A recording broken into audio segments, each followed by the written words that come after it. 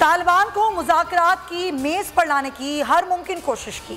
पाकिस्तान पर इल्ज़ामात लगने पर मायूसी हुई।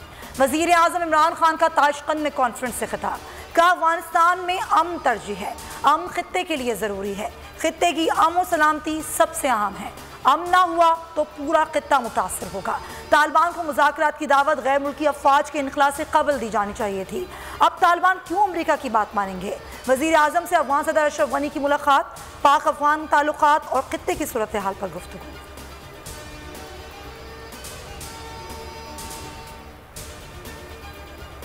दहशतगर्दी के सारे मराकज़ अफगानिस्तान में है, दरअंदाजी अफगानिस्तान से हो रही है। DGISI के ताशकंद में सहाफ़ियों से गैर रस्मी गुफ्तगू। कहा हमारे नौजवानों को पाक अफगान बॉर्डर पर निशाना बनाया जा रहा है।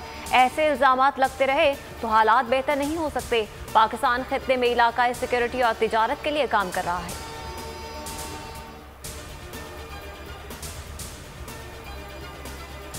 अफगान नायब सदर के इल्ज़ामात दुरुस्त नहीं। अफगान मसले के हल के लिए संजीदा कोशिशों से इन्हिराफ है।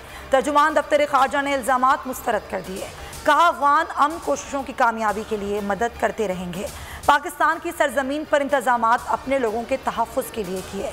पाक फ़ज़ाइया ने अफगान फ़ज़ाइया के साथ किसी किस्म की पैगाम रसानी नहीं की।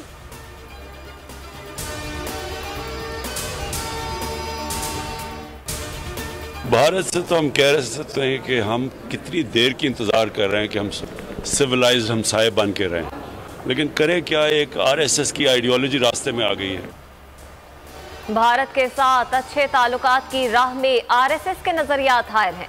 वज़ीर आज़म इमरान खान का ताशकंद में भारतीय सहाफ़ी को जवाब। कहा कब से इंतजार कर रहे हैं भारत से अच्छे ताल्लुकात हों और दोनों ममालिक तहजीब याफ्ता हमसाए बनकर रहे। पाकिस्तान और चीन फौलादी दोस्त हैं, किसी को बरादराना ताल्लुकात खराब करने की इजाज़त नहीं दी जाएगी। वज़ीर आज़म इमरान खान की चीनी हम मनसब से टेलीफोनिक राब्ते में गुफ्तगू। रासू में चीनी शहरियों की कीमती जानों के ज़िया पर दुख का इजहार किया। कहा वाक़ई की हर तरह से तहक़ीक़ात की जाएगी।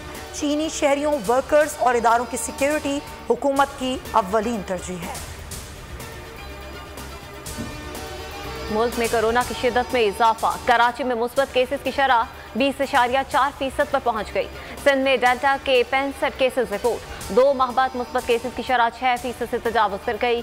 शरह 6.17% रिपोर्ट। मज़ीद 31 अफराद दम तोड़ गए। तादाद 22,720 हो गई। 2,327 नए केसेस भी रिपोर्ट।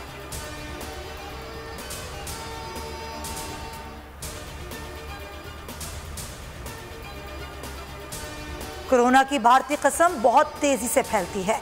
पाकिस्तान में डेल्टा के फैलने के खदशात ज़्यादा हैं। असद उमर ने खबरदार कर दिया। कहा वैक्सीन ना लगवाने वालों को 7 गुना ज़्यादा खतरा है। ईद की छुट्टियों में एहतियात की ज़रूरत है। डॉक्टर फैसल सुल्तान ने कहा गिलगित में मुस्बत केसेस की शरह 22%, कराची में 20% हो गई है। मास्क पहने, हुजूम में जाने से गुरेज करें।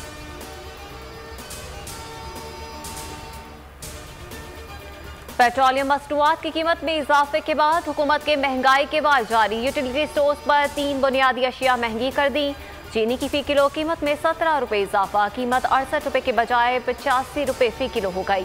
20 किलो आटे का थैला 150 रुपये महंगा कर दिया। घी की फ़ी किलो कीमत यकदम 90 रुपये बढ़ा दी गई।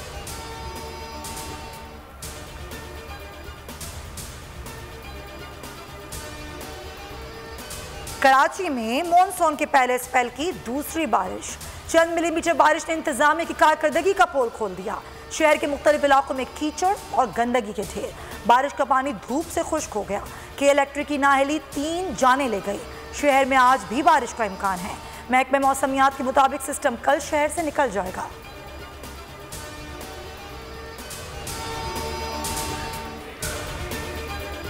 और अटखेलियां चनियोट में शेर पंजाब नामी बैल मरकज़ निगाह बन गया।